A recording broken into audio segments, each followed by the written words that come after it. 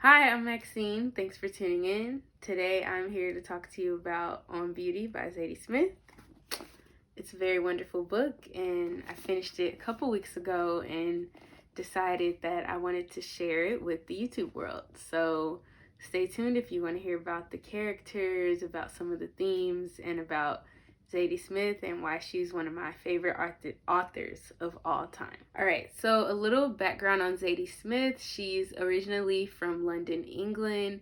She's known for her most popular book, White Teeth, I think, also Northwest or NW. Those are her main critically acclaimed books that have received lots of awards. The first book I read by her was Swing Time, and I just really enjoyed that book. I ended up going to another book signing of hers the following year for one of her short story collections called Grand Union, and I've been a fan ever since. I think she's a really dynamic writer. I feel like I always learn so much when I'm reading her books. Though they're all fiction, I feel like she does a great job of mixing in criticisms of society, and also just she's really great at encapsulating normal people and making their daily activities really interesting. All right, so let's talk about On Beauty. So this book was originally published in 2006. I came across it this summer at a book fair. I didn't know anything about the book, but I knew that I was a fan of Zadie Smith and felt like it would be a great read, especially just off the title On Beauty. It sounds really alluring, and if you've read anything by Zadie Smith, you know that you can't take her books at face value. There's always so many layers, so many themes, and that is the case in this book as well. If I had to describe this book in one sentence, I would say it's about two feuding families that become intertwined in really unsuspecting ways. And that's a really big simplification of this book, but I think it really captures the story. The main characters are the Belzy family and the Kipps family. The Belzy family is made up of the husband, who's a professor at a fictional college in Boston. His name is Howard. His wife's name is Kiki. She is African American. She's a heavyset woman with a lot of presence. She's not from the academic world at all. Howard is. He is from England. He's a white man. He's described as very pessimistic, very liberal. They're not religious at all. Obviously, their kids are mixed race, and they're just really open to different perspectives and ideas. And yeah. The other family is the Kipps family, made up of Monty and Carlene Kipps. Monty also becomes a professor at this fictional school in Boston, though Monty seems to be the opposite of Howard in every way. They both discuss Rembrandt, but they discuss it in very different manners. Monty is black. He's originally from Haiti, but ended up in England for a really long time and comes to America to teach. And soon as he gets to the school, he just takes the show away. Everyone's really impressed by him. He gives that very prim and proper English fellow. His family's Christian. They're very, very conservative. So yeah, just opposite of the family in every way. Monty and Howard dislike each other a lot. I think the main themes I picked up in this book is beauty. Beauty in that, how it affects others, how the opinion of someone's looks will affect how they're treated, and also their inner perspective, how they operate in the world. That theme unfolds in lots of different characters in really interesting ways. There's also relationships, unrequited love. So each of the family's children are in college, and they go through their different trials. They're all very different types of people, and it definitely took me back to my college days. I could see myself in several of the characters.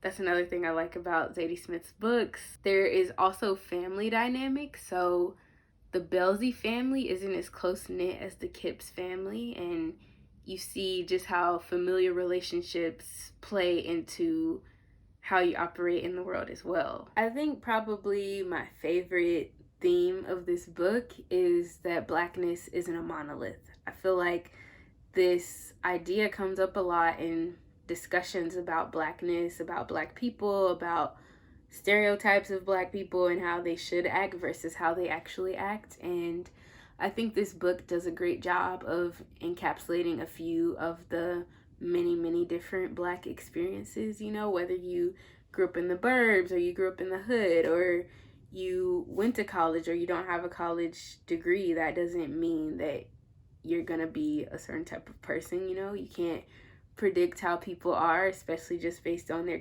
skin tone. And yeah, I think Zadie Smith does a great job of doing that, of presenting the diaspora and some of the many facets of how we operate in it. I think that's one of my biggest pet peeves as a black woman, just like someone's opinion of me just by looking at me. And I know we all go through this. It's not just black people, but me as a black person, I'm biased in my experience, and so I'm especially sensitive to other black experiences when I'm reading something. So yeah, I think showing that blackness isn't a monolith in her characters, really appreciate that. Again, this book isn't just about race, it's about so much more. And I really hope you check it out. I think you're gonna enjoy it. Okay, so I don't want to give away too much about this book in reviewing it, but I want to say, why should you read it? I think On Beauty is an adventure. It's full of drama, it's unpredictable, and there's a great ensemble of characters where each chapter just keeps you guessing on what's going to happen next and how the story will unfold. I think if you enjoy getting lost in a good story, you would really enjoy this book. Another thing I really like about Zadie Smith's writing is that with her English background, you always get nuggets of that in her stories, or in the books I've read by her at least. And as an American, it's just really interesting for me to read. I don't read a lot of non-American writers, but her books are just some of my favorites. Honestly, I think this book is a perfect distraction from life, from school, from work. Overall, it's just a banger, and I really think y'all should read it. I think the only con is that it's very long.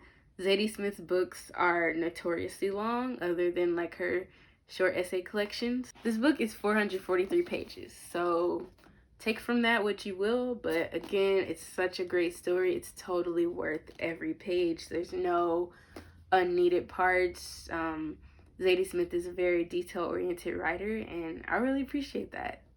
Alright, so I'm going to close off this review by reading my favorite passage from this book. Alright, so I'm reading on page 70.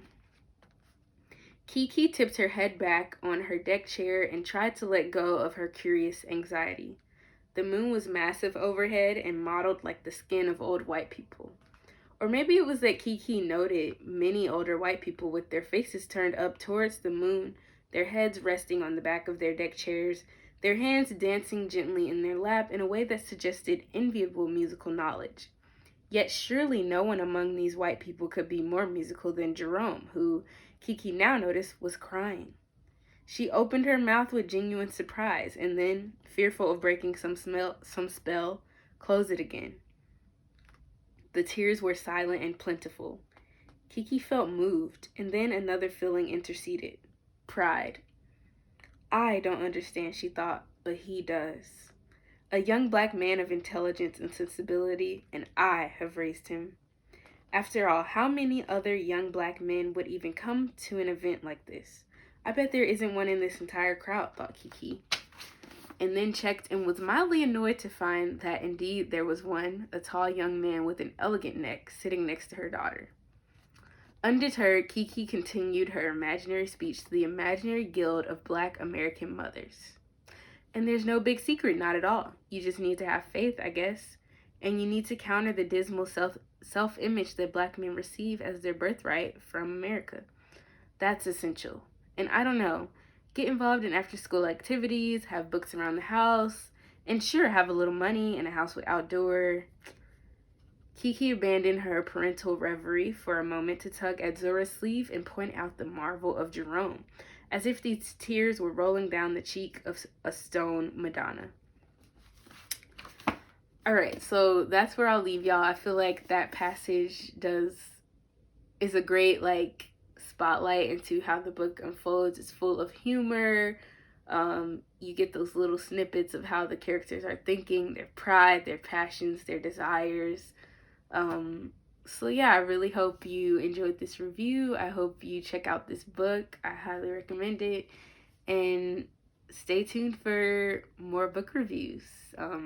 Comment below if there's any book you'd like me to review next. Thanks for watching. Bye.